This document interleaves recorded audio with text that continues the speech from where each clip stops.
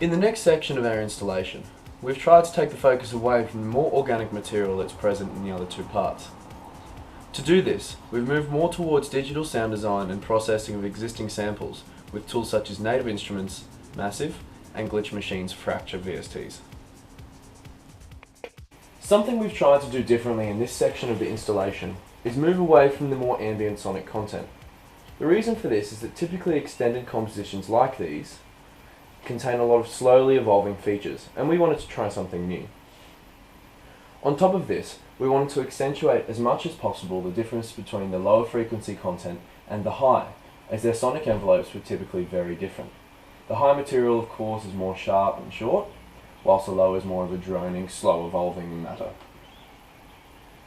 This mindset, combined with an extreme time stretching software called Pull Stretch that we used to pull apart Ben Howard's Empty Corridors, we were able to construct a flurry of hyper-detailed phrases that pull the listener in and out of different emotional states.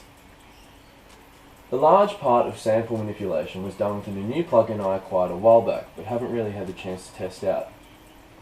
Glitch Machines Fracture offers a massive array of effects and parameters for user control and quick effect.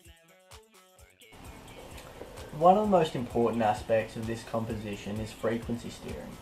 Frequency steering is made possible by breaking one sound source into a number of different frequency bands, which can then be panned separately from one another to change how the sound is interpreted and separate it from its source. This technique allows one source sound to fill multiple roles in the composition. Seemingly simple sounds can be designed to immerse the listener and can create interesting effects in respect to localization and our recognition of auditory streams.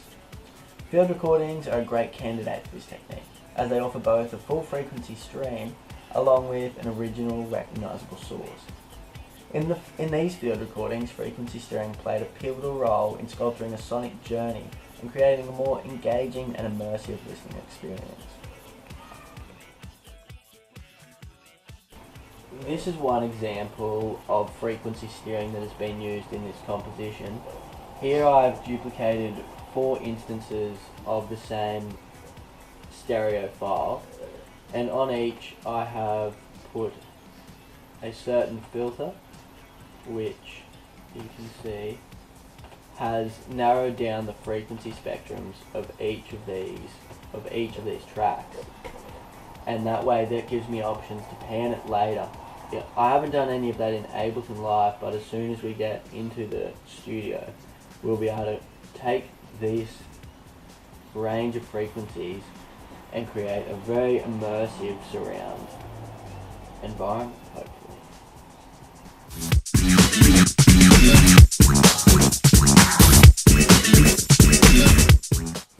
The end location for our installation is the main foyer of the Queensland Conservatorium of Music.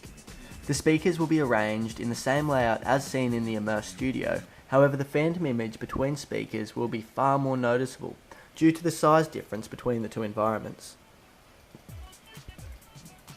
The wide dispersion angle of the speakers should nullify any issues caused by the more dramatic separation, and the surround and immersive nature of the installations will be able to shine through.